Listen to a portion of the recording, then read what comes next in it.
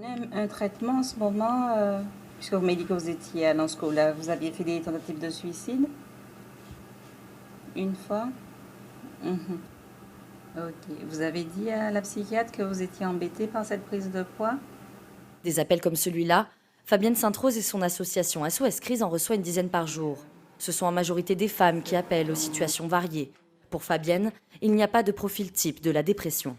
Les personnes appellent quand elles sont seules, d'accord? On a déjà eu des appels où le mari il n'est pas loin et la personne est déjà là en train de faire une tentative de suicide, d'accord? Donc c'est des choses qui sont difficilement communicables. SOS Crise est une plateforme d'écoute créée en 2016 par Fabienne et ses psychiatres. Traumatisée dans son enfance par un inceste, elle connaît les états de crise. La dépression est une vieille amie avec laquelle Fabienne apprend à vivre.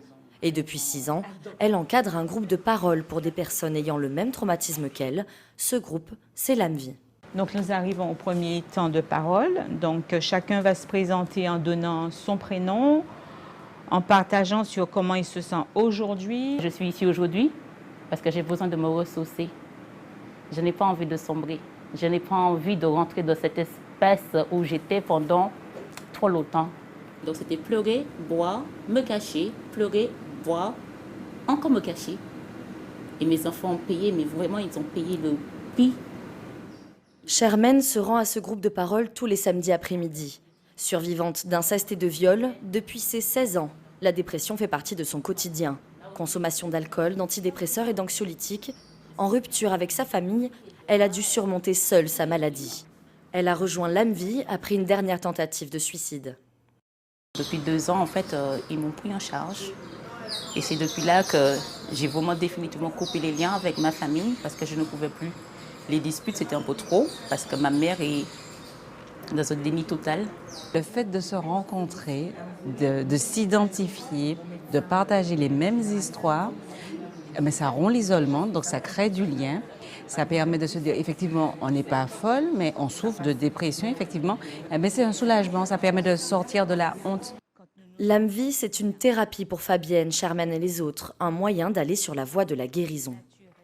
Quelques jours plus tard, nous retrouvons Shermaine à son domicile. Dans sa chambre, cette mère de famille s'est créée un refuge. Ici, elle s'enferme encore à clé quand elle a besoin de se sentir en sécurité ou quand elle rechute. Un automatisme de l'époque sombre où elle n'a pas su trouver de l'aide. Ceux qui m'entouraient ne m'ont pas entendu en fait. J'avais des copines, des connaissances qui étaient toutes avec moi certes, mais pour eux c'était ouf, c'est un fardeau. J'avais l'impression d'être un fardeau, donc d'être jugée. Le plus dur pour elle, c'était de savoir que de l'autre côté de la porte, il y avait ses enfants et de ne pas arriver à s'en occuper.